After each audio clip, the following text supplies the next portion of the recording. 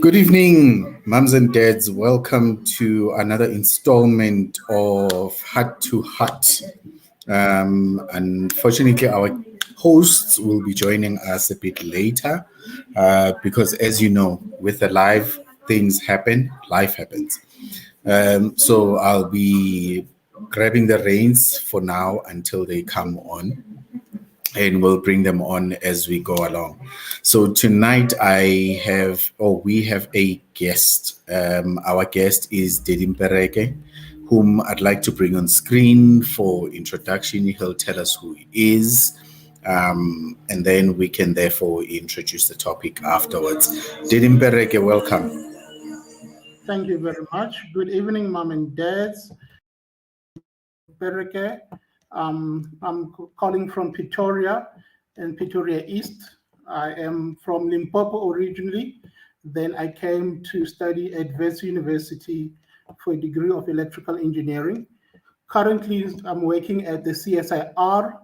I'm working together with our host, Kokeso, who's going to be joining you later. And today, as our host has already indicated, we'll be talking about the topic of child labor. Thank you very much. Awesome, Daddy. So basically what we want to tackle is from mainly one of the points that we want to bring on board is the impact on families of child labor. How are we as parents when our children are engaged in child labor, and where do we strike the balance between children who are helping out with chores, children who take on tasks so that they can earn a little bit of pocket money as they go along, versus children who are simply exploited and thrown into child labor, children whose parents take them into places where they now have to work and bring in income into the family. What gets us as parents to get to that stage? Why do we even do that? So maybe I'd like then to bring our guest, Dedim Perek. From your understanding, can you just share with us what you understand about child labor? Yes. Basically, child labor is a serious problem in the world today. What happens is the big problem with child labor is the fact that the number one thing, it basically prevents the child from attaining the education that they may need. Like you already said, there's nothing wrong with a child who's doing chores in the house. Like when a child grew up, you want the child to know how to take care, to take responsibility of doing certain chores that are appropriate. But what is important is that, are those chores interfering with the child going to school? Are those chores going to prevent the child from concentrating at school? For example, if the chores are too much, they're putting strain on the child physically, they're putting strain on the child mentally, for example, then the child, first of all, is he going to be late at school? And second of all, if he makes it to school, is the child going to concentrate? Is the child's mental state going to be at a good state to be able to absorb the education that's been provided?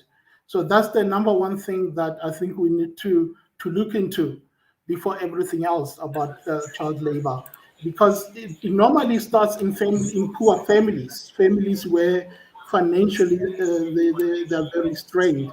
So it's a matter of compensating, trying to get the child pay up. But remember, the first thing, education is the key. Thanks, Teddy. So basically, you're saying if the type of labor that the child is involved in infringes upon them being able to play as a child, them being able to go to school and do the things that children are supposed to do, then it's bordering on child labor. Am I correct? Now, what I then want to get is, what if then parents have decided that, okay, yes, this child will go to school, but when they come back from school, they must go straight and work. Maybe they send them to a certain farm to work there until they are dog tired late at night and come back home, only to try and do their homework and then only then get to sleep. Can we still characterize that as child labor? I think, yeah, it is definitely on the borderline. I think what needs to be looked into is how is this chores? These chores are long-hour chores, very physically demanding, where the child comes back heavily exhausted, not able to really properly do the homework, for example, very well, and they're going to school the next morning struggling to wake up. And I mean, it's going to be obvious from the school. The teachers will definitely make a realization to the parents. They will have to make a report to say this child is falling behind in school and something is happening. And if it can be definitely be linked to the fact that the child is being overworked at home, then that's definitely child labor. Especially if for example, if for example the example that you given where the child goes to a farm, it is a big Yeah. farm where the intention is to generate income, and that's another thing we should look at. There's a difference between chores and actually doing work to generate income. So if you're generating income from that and you're basically making the child work many hours in order to make capital, then it can borderline into the category of child labor. Okay. I get you now.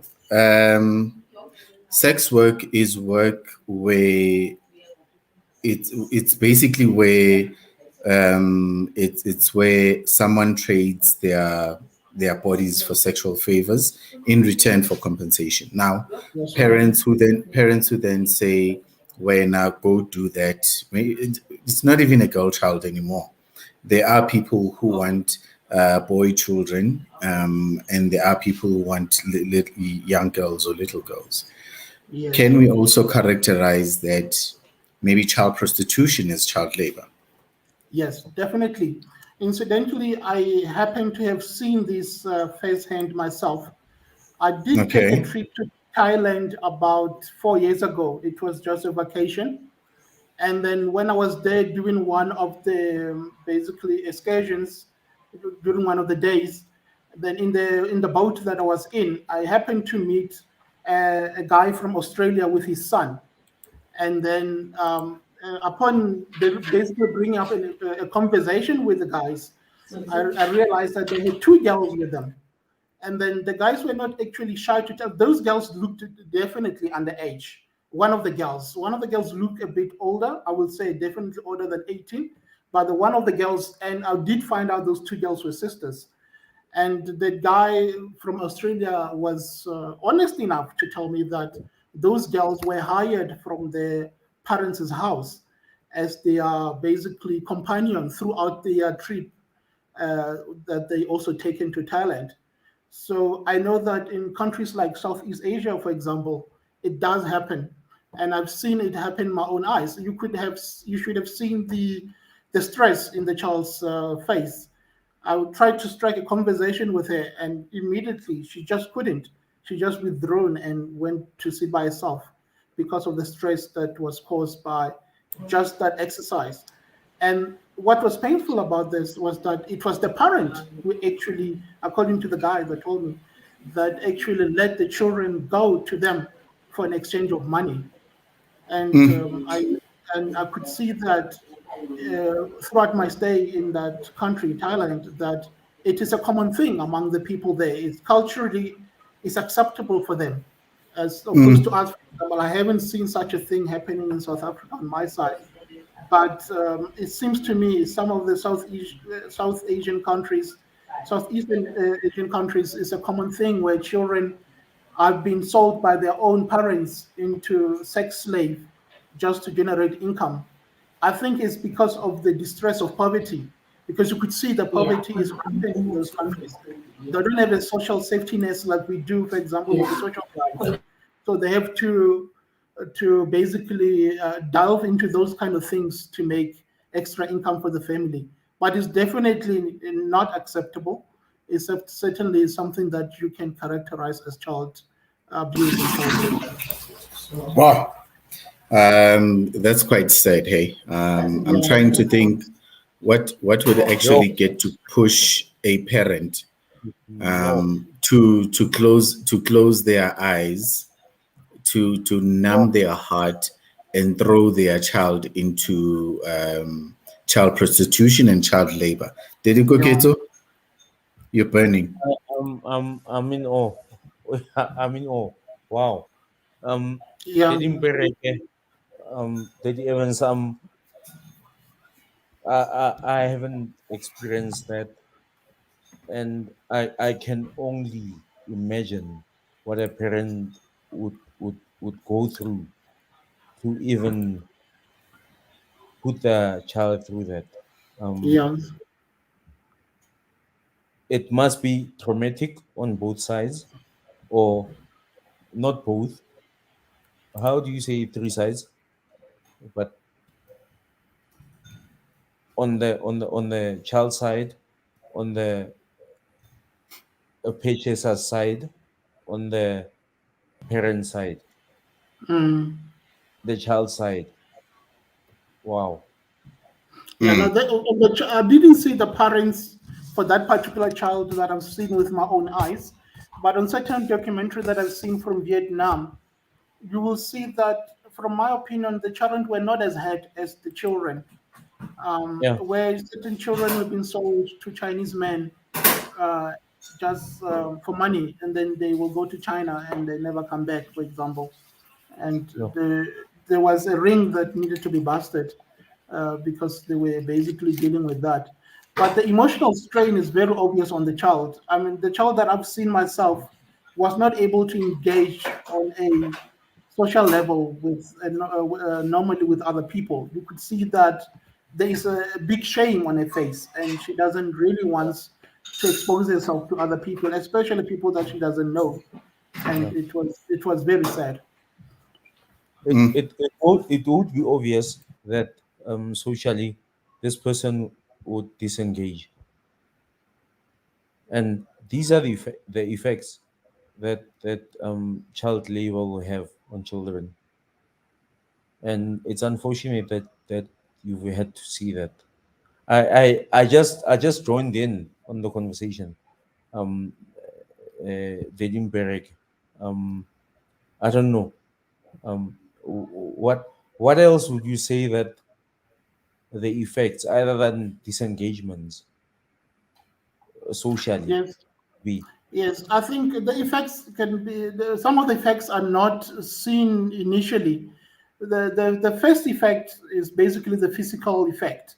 If Yeah, you doing some kind of labor, and the child's body might not be ready for that kind of strain. It could be a sexual labor, it could be physical labor, and yeah, a human child is still developing biologically. It's not reached its maturity state.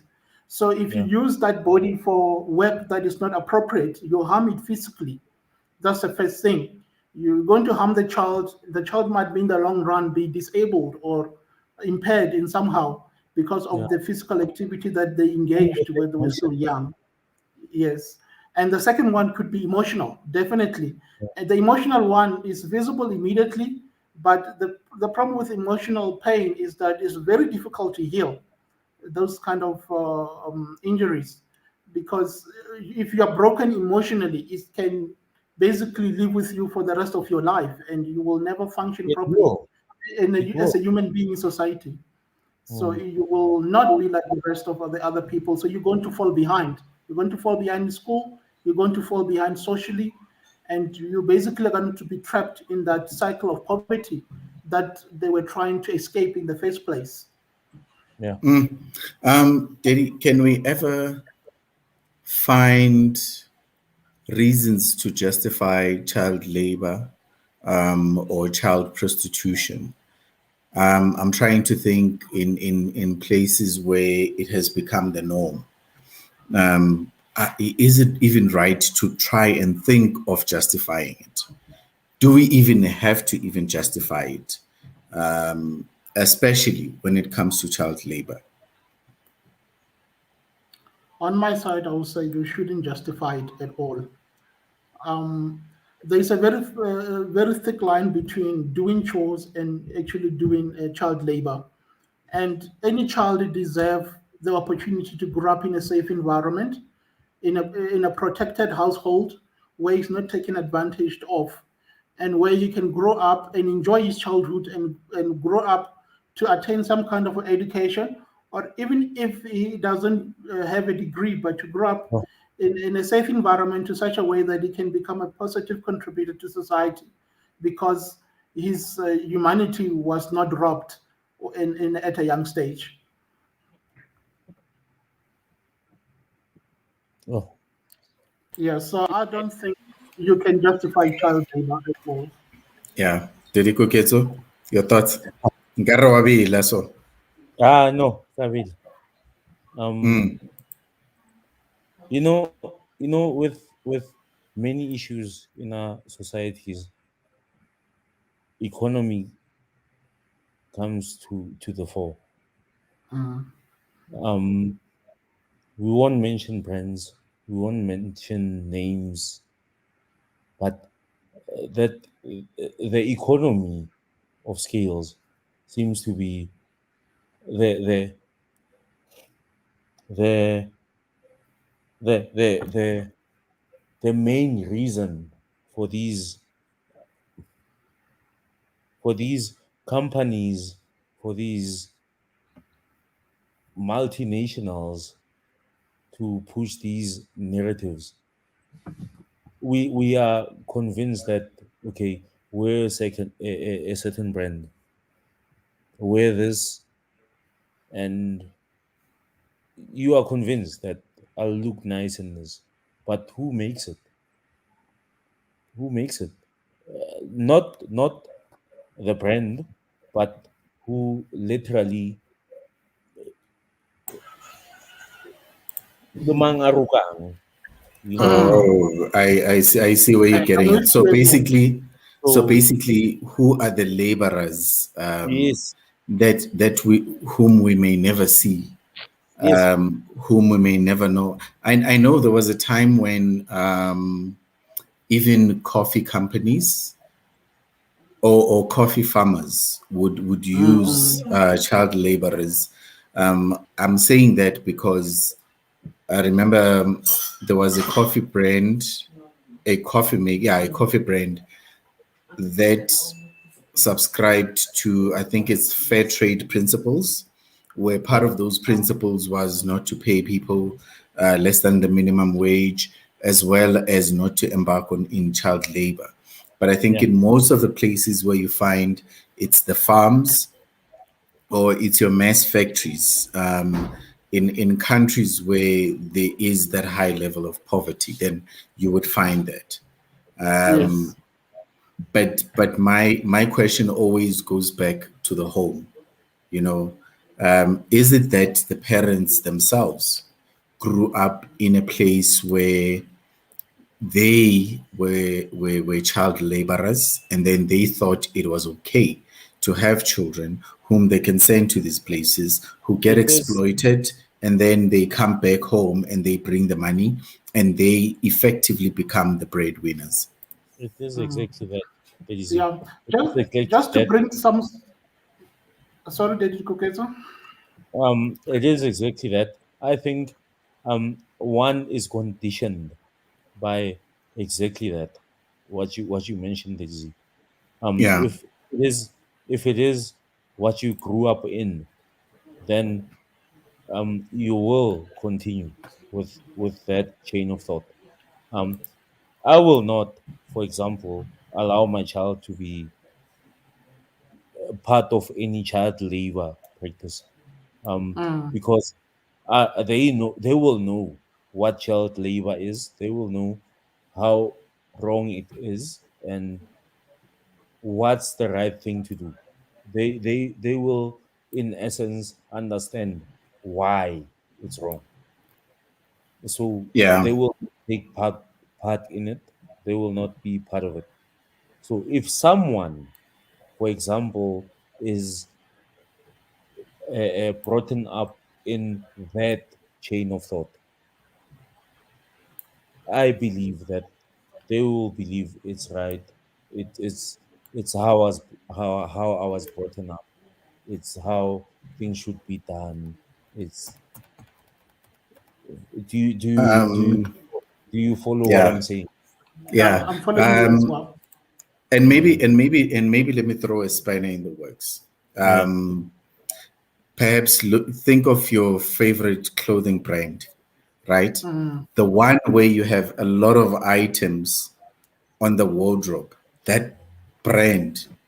And then you not just discover through a documentary, but the news kind of bring it out and say, this company has been found to use child labor yeah, in making their clothing or in making their whatever shoes or whatever, yeah, or in their manufacturing process, let's put it that way. yeah, How would you feel wearing those clothes?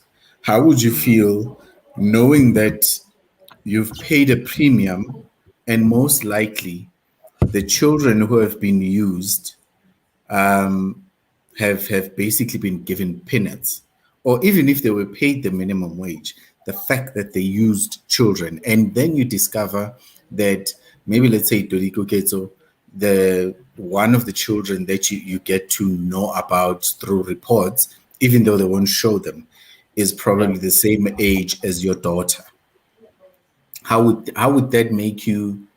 How would that get you to behave towards the clothing brands that you have in your wardrobe? Yeah. mm. While I answer that, someone just joined me. Welcome to the young men. So welcome, young one. Yeah. Yeah, I think I Did agree with you totally, Dediko. Okay, so you can I just got some statistics here in terms of this problem and how prevalent it is around the world. So okay. we're talking about children from the age of 5 years old to 17 years old. 72 Five. million of those children are 5 to 17. Yes, Shoo. 5 years old to 17 years old. So this statistics is those children. 72 million in Africa, 62 million in Asia, 11.5 million in Latin America, 6 million in Europe. You can clearly see that this statistic collaborate exactly what Kokes has said. The poorer the countries or the continent, the more this problem is prevalent. Uh, Top of the chart, Africa 72 million, second, Asia 62 million, third, Latin America 11.5, and lastly, Europe at only 6 million. So obviously, you So can see that the third world countries are the ones that are suffering the most because of the capitalist system that tends to create the conditions for this to happen. Basically, it's countries where they're trying to get out of poverty, and I wouldn't know if it's the last resort, but eventually, even the children have to take the responsibility of bringing And income into the household. the So way it's a so very sad so situation. it it yeah. it it is yo okay. Welcome, my boy. It is completely an economical situation. If Mm, you know, we we we labor our children because of the economics. yes, Nothing else gives yes, gives us that reason to do it. Other than that, um, yes, uh, you'll find a household mo e leng gore ke bana fela. You'll find it in a household mo e leng gore ke papa le bana fela. You'll find a household mo e leng gore ke mama le bana fela. mm, We labor our children because of the economic situation. It's all yes. an economic situation, nothing else. I think. I don't know. That is it. I think I find it quite ironic that it's a poor country and they are trying to deal with the issue of poverty by engaging in child labor. You And mean what it's a what then country? Which It's a country is poor. this? No, no, no. I'm just saying that let's say in a general. country is poor. Okay. Like, for Yes. example, let's say the stats that is quoted saying Africa. Sorry, guys. I joined in quite late, so Yeah, no, no, no, no. It's what is just shared now. yeah, When he's quoted the stats that in Africa it's 72 million of the children, yeah. Yeah, and Africa is the highest now. it's the highest. It would be quite ironic to me that we are trying to get out of poverty, and at the same time, by trying to get out of poverty, we take children out of school, and then we then plow them into child labor, and we are then perpetuating the same cycle. We basically Mm, throwing them back. What will they do when they grow up? Because they are not educated, they can't Can be I running these very question? same businesses. Yeah. I have a chief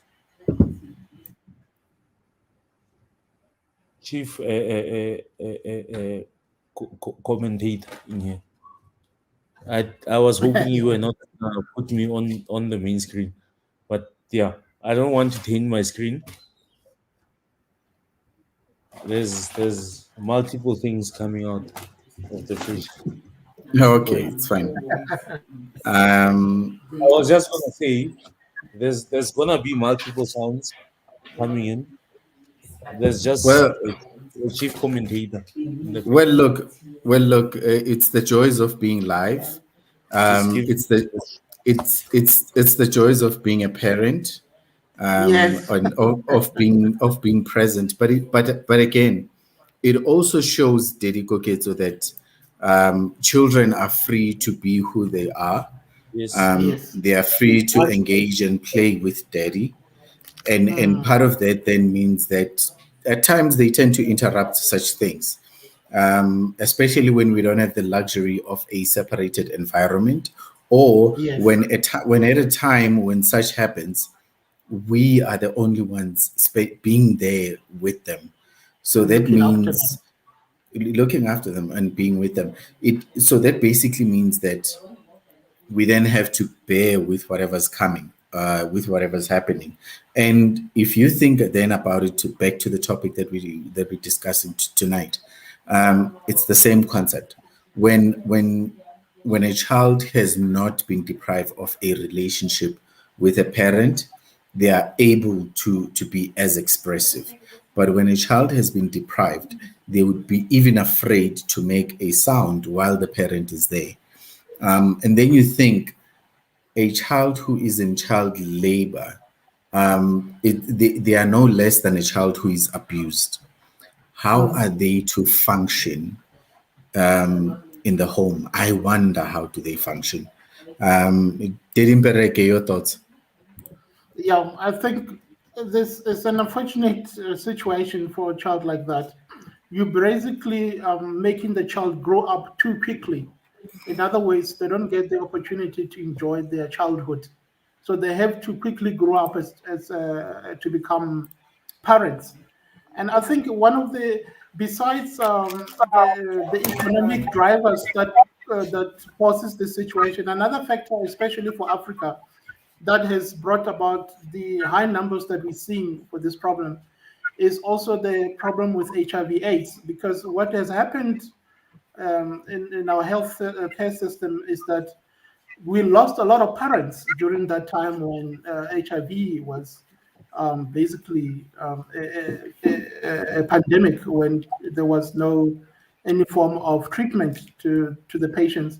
And many families back where I come from as well, I've seen situations where they lose both parents, and then the children were left basically without any care, and they have to step up and be able to be the breadwinners of the household. And it does not normally end well. In the end, you will see that the child is prone to basically violence. The child is prone to criminal behavior. The child is prone to um, premature pregnancies. And the sad thing about that is that they will bring other children into the world only to be trapped in the same cycle. Ish, and ish. and it's And initially, like you're saying, they were trying to get out of poverty, but not knowing they're actually trapping the next generation into the same cycle. Because if they were given the Yes. opportunity to grow up and to become children and grow up to become adults with a decent education or even a decent mental state where they can make good decision about work, you don't have to have a university degree to make it in life, but it's definitely a very good bonus. But if you are not mentally okay or physically okay to be able to live a normal life, then that's already a condemnation to the next generation that you're going to bring to Oh, the world. that Yeah. Before you come in, okay, did it go get so later? wow. Let's hear Uh, you. you spoke of a situation and then continuation. Yeah, yona. You know, Mm, re perpetuate this thing unsmartingly so. Mm, Re akiti. Maybe someone will agree or disagree, but I believe that whatever situation e re leng mo yona, we put our children into it and le bona ba e perpetuate. You know, mm, you spoke of it when I know. Or ngwana mm, o will have another child mm, with those same issues tse a nang le tsona as a parent, and they'll push them onto the child. yeah. They I think perpetuate basically looking the same somewhere. cycle. Exactly. yes. Keep perpetuating it. And Yeah, it I becomes think generational. yeah, it's not generational, you know.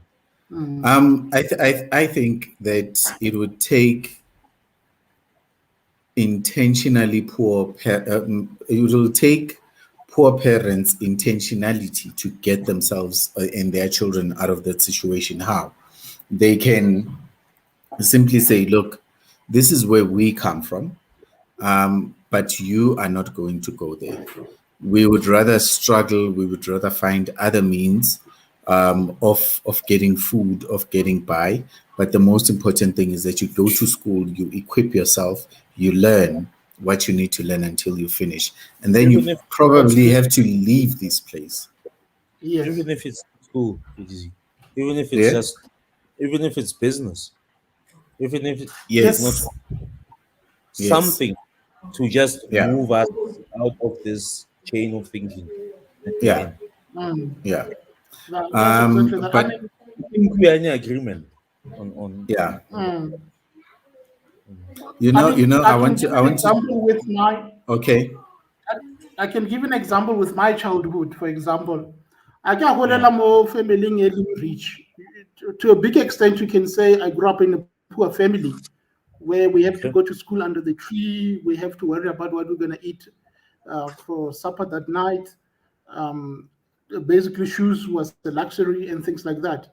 But the one thing that Yeah, I'm grateful for is that my parents understood that forcing a child to go to work for extra income was not the solution. They rather yeah, actually encouraged us to go to the same school. It might not have been the best school ever, but they knew that something can come out of that. So long as mm, you persevere and you do the right decisions in life. So we had actually business at home. When I grow up, I will sell things like the ice popo, the ice cream, biscuits, and things like that. But we did it in a very controlled way, and my parents made sure that it does not interfere with my schoolwork, even when yeah, I'm selling those things. I'll basically sell from home, for example, and people yeah, will come to the house and buy those things rather than me going to set up shop somewhere else. And then that make sure that if there was no customers, for example, I could quickly go watch TV and learn some extra lessons for school, and that worked very beautifully. I used to watch those William Smith lessons on the SABC 3 that was now called Yeah. the NNTVs. And if I was, for example, if they decided to open shop, I wasn't going to be able to take my TV to the Mara game, Kakabona, those lessons. But because I was selling from home and it was an ad hoc basis, it yeah, provided for what we needed, and it also gave me the opportunity to basically polish my schoolwork on a daily basis. Yeah, Mm. great. I think what I want to touch on after that contribution, Daddy, is this particular comment. Your the concept of ugutwala.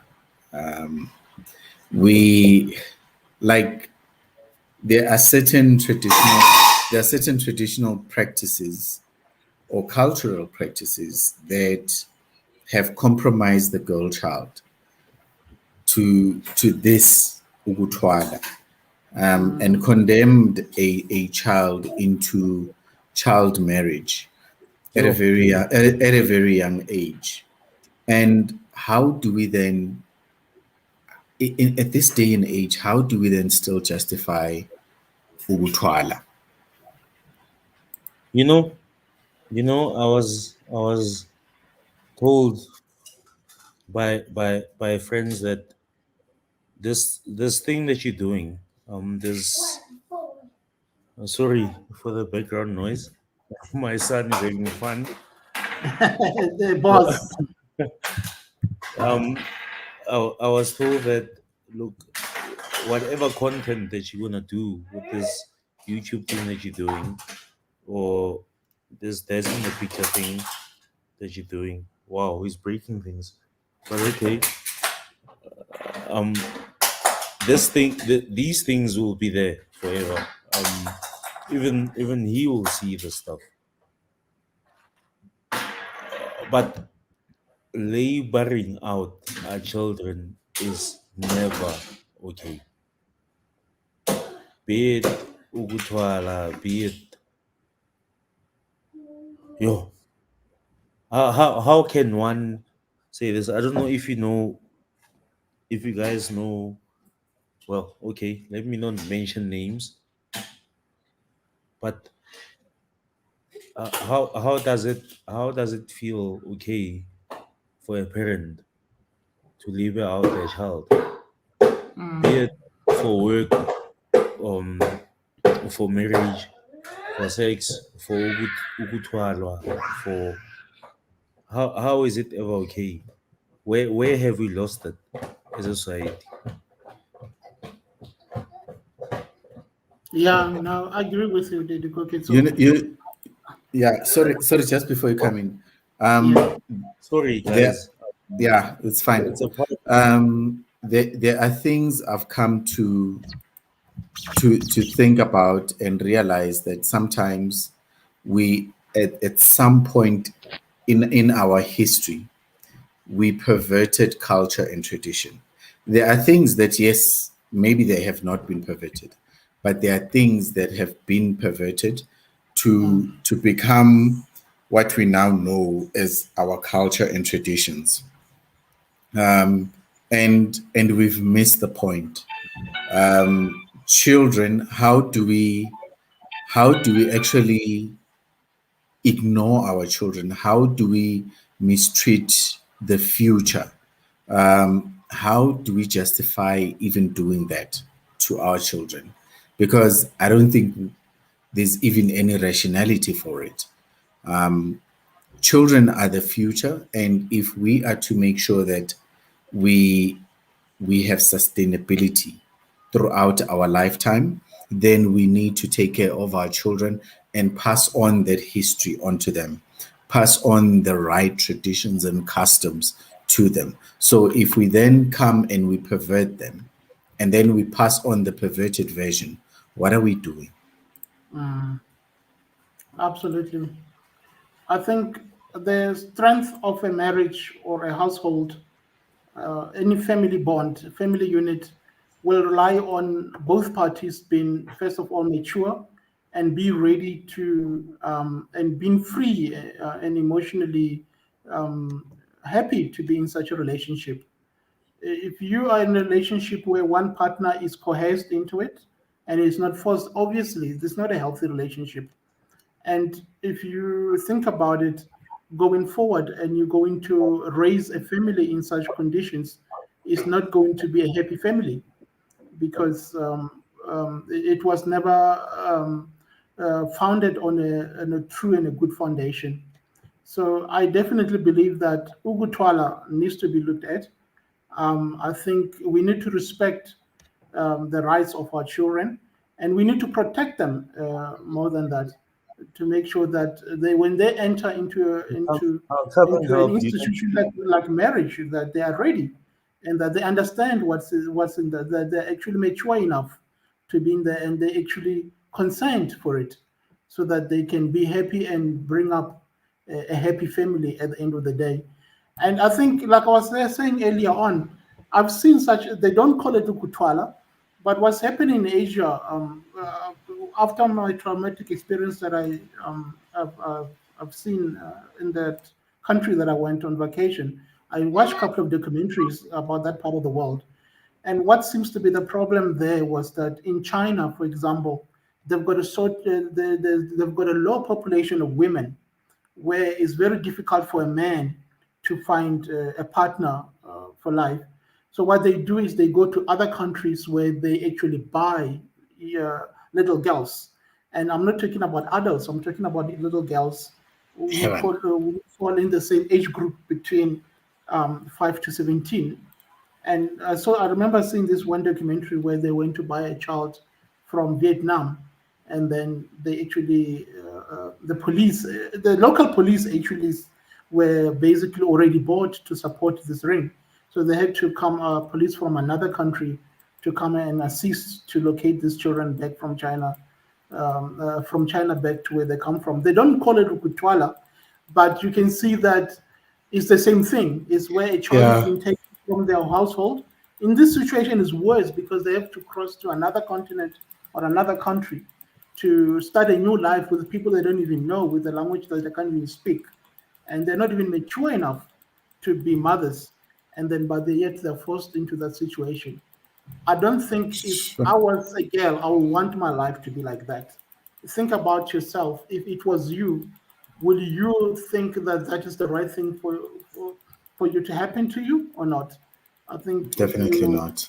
if you think about it that way, you realize that it's not something that you will like. You will like to grow up. You will like to be able to make your own decision.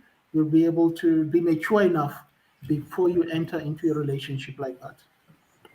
Yeah.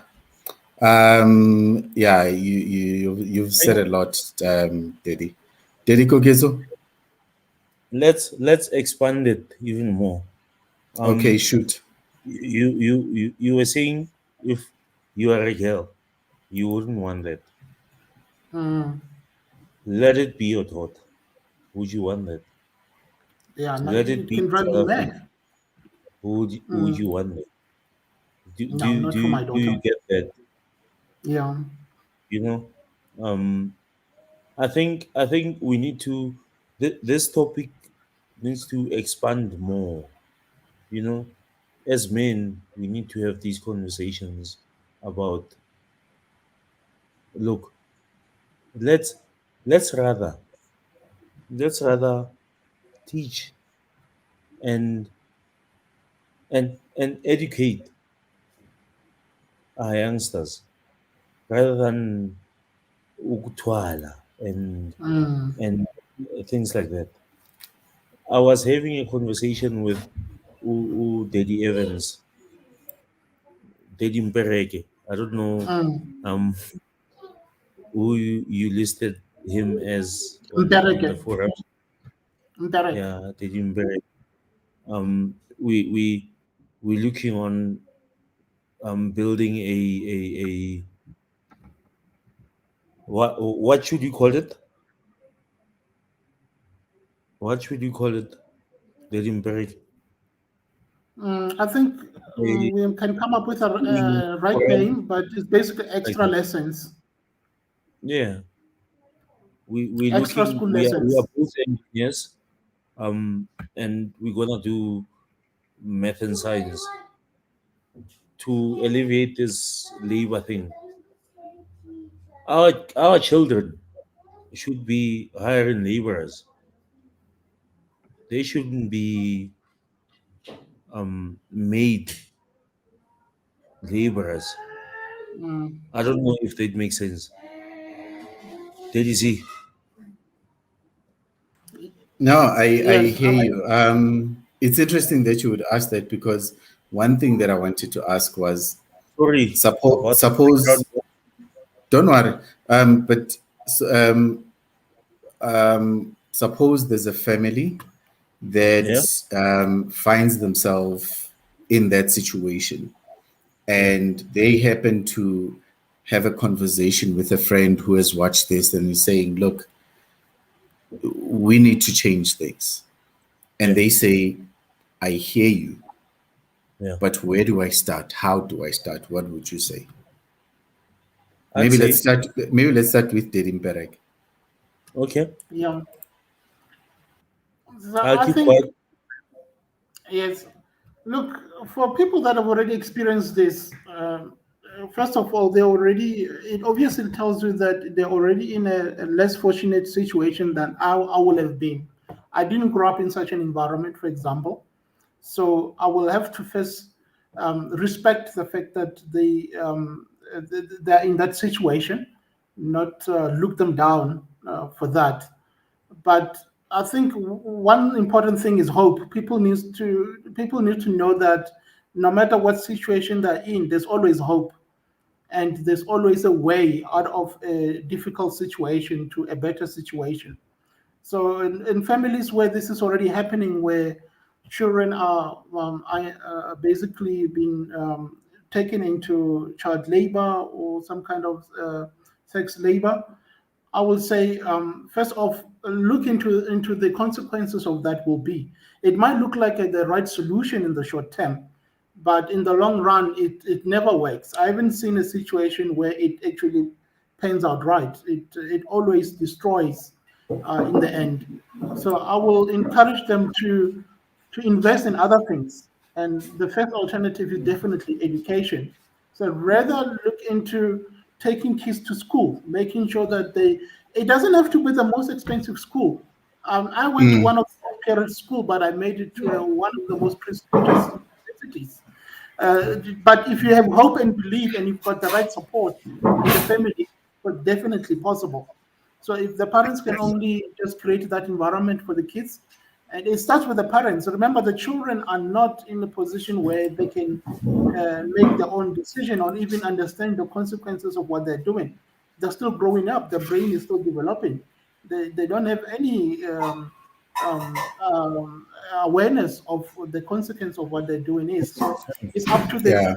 the parents and the relatives to make sure that they make the right choices for these children. Okay. So let's bring in another guest, Uteris Fiso, who's been commenting a lot and who's been throwing, the spanner in the works throughout this conversation. Deris Fiso, welcome. Welcome, Uh, David. don't forget to Welcome, unmute. David. Yeah, there Yeah, we go. Yeah. Um, thank you, Dad. so, so Deris Fiso, talk to us Yep. about this thing of Ugutwala and juxtaposing it to a child labor. Uh, Wow. Thanks for the opportunity, Daddy. I think um, it's nothing new in South Africa, especially with us Africans, where a family that was a bit struggling would, for argument's sake, be having, maybe that father would be having like 4 daughters. And to get out of poverty, somewhere, somehow, they will have to reach a deal with one particular family where there is lots of money, or at that time, it would be kettles. And instead of which, this is why I have a problem. Instead of at least the list, even if it was within the law, the least that we could have done at the time was to ask the child whether she consent to what was about to happen to her, but which is something, which is another topic for another day, but it's something that never happened. Instead, what would happen was bebazomntshontsha ekhaya, whether kusebusuku or whether Mm, kusemini bamthuma esitolo or uya esikolweni. The other family where they are um, happen to be having a lot of cattle, they would steal the child. And now the most traumatic part of it was that it's not your typical mhlambe ukube besikhulumela ukuthi it's the same age. Maybe would have, as I think there's a show that's called Isengane Lengane or something like that, where ukube mhlambe besikhuluma ukuthi it's the kids that were of the same age, we would debate about it. But now here you have a very old man for that matter, who would want to date a child as young as 11, 10, just because he's of a grown body or bone, if I may say, yeah. And the parents would agree. But now, when they explain it, because I had to do a little bit of research, when they explain it, they said to me, no, the child will be kept safe until he's of age. But that puzzled me because there is no way that child would not be performing responsibilities of a woman that is married, whereas Yes, of yes. a child, so it was a bit of a spanner for me, which disturbed me. So hence I said it's not just about the financial gain of the other parents who are in poverty, but if I may say so, and excuse the language, but ukusa, ukhohlakala kwabazali abanye. That's how we should see it. That's how we should name it, because the more It's we want to try and be civil, it's the more these things like continue, because sisaba ukuvala lamahlazo enzakalayo. Ihlazo. And if we don't deal with it, we'll be talking next year, 10 years time, about the same issue. And which I think at some point we need to really talk about these things for what they are, because mhlambe masayibona ukuthi it's just child labor. Like I think one of the dads said, parents play the role, or they play a very important role when it comes to child labor. Yes, it's true. But we can't also take away the fact that corruption also plays a role, because these companies that perform these things, they get charged, but they pay their way out. So it's quite a lot than what we're discussing at the moment. Wow. It's rough. I think the more if we put it for what it is, as you were saying, Dennis, maybe that's when it will wake us up. That's We not me. I'm saying as parents, we send our children off to fight wars that they shouldn't be fighting. We send our children off. I'm not gonna cry. I will just wipe off my tears. We we we send these human beings to be slaughtered. Why? Why? yeah. Why? No, it's not right. It's not right. Why? I mean, I Uh, just want to. Yes. it's our fight. Why them? Why send them? Yeah. Why send them? It's not their fight. Why should they be there? Why are they in the front line? Why? We should be fighting for them, getting those rights for them. Why are we sending them there to get those things? They can't be out there getting money and things like that for us. No. We should be getting that for us. We should be getting, excuse me, we should be getting that stuff for them.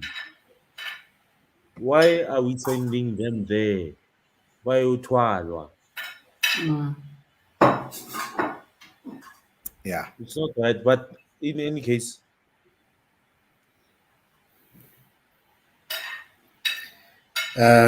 Did him better again? Yeah. No. I will I will say I share the same sentiment, Didi Kuketso. Is you can cry if you think about this, that it actually happening to people out there. That the fact that it's not happened to you or any of your family members, you can easily take it lightly. But as soon as you open your mind and you open your eyes to see what's happening out there, and you see the sad reality of the harsh environment that other kids are supposed to grow up in, you can definitely cry. It's not something that a kid should experience in this world. When you bring a kid in this beautiful world, they're supposed to see it for its beauty and enjoy it for the paradise that it is.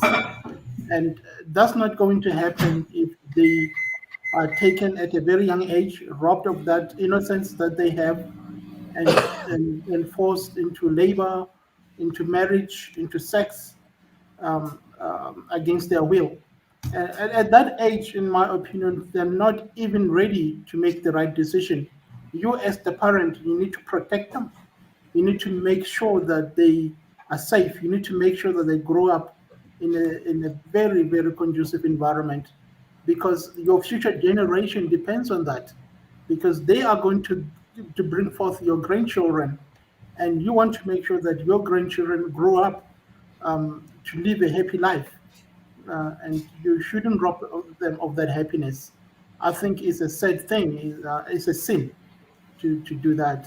You don't want that Yeah. to happen to you, so you don't want that to happen to somebody else. Dennis Fiso, your comments as we close. Um, this is something that I'm very passionate about.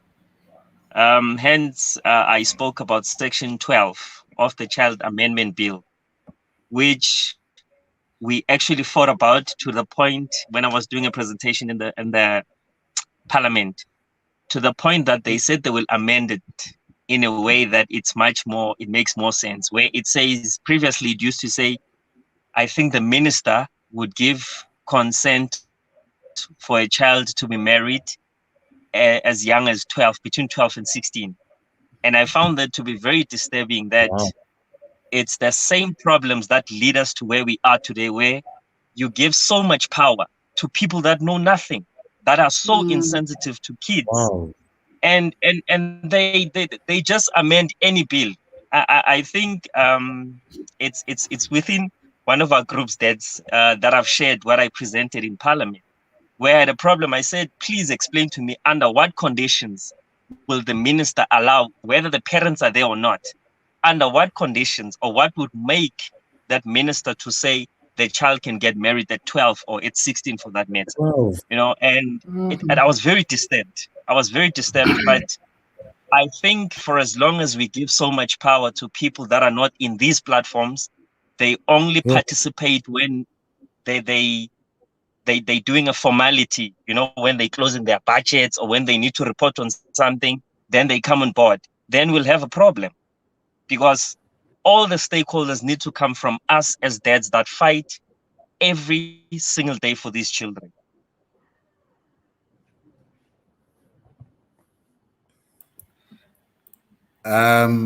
Thank you, Dennis Fiso.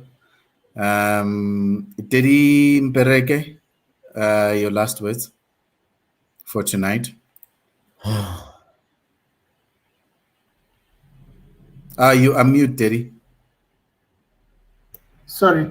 Yes, I think it's up to us men, as well as women who are parents, and also who are not yet parents, to speak up and stand up for the rights of these innocent children, to make sure that whenever we see this thing happening in our country, in our community, to raise it up, to get involved, to give education, to give support, and encourage people to make the right decision. Because we who are in the fortunate situation are the one who are given the responsibility to make sure that we protect these children so that they can grow up in a safe environment that they should. Thank you, Dedi. Dedi Koketso. Yo. I know. Ya kajeko a heavy topic. Mm. Yo. Yo, mummies, daddies, please, let's not slave our children. It's heavy, this thing. I try to find an angle on the topic, but yeah, let's not slave our children. Let's keep our children happy. Let's make sure what's up. You know, the saddest thing is to have a child and then slave them off someone else. Why do we do Yeah, that? Why do we do that? Why? yeah. But Um, I believe we we have reached consensus here. It's wrong to do that, and let's go the right path. Awesome. Ladies and gentlemen, mommies and dads, this has been your installment of Hard to Heart. And I think tonight we bordered No, a lot on the hard side. But yeah, it's a topic that needed to be had. And I think what we need to do next time is have the conversation that Udis Fiso alluded to, his presentation to Parliament. And probably that's the next topic 2 weeks from now, where Dedis Fiso will come back and then we'll see who else can join us. But for tonight, thank you for joining us. And those who will be commenting, we look forward to your comments and engagements. It's been Heart to Heart by Dads in the Picture. Good night and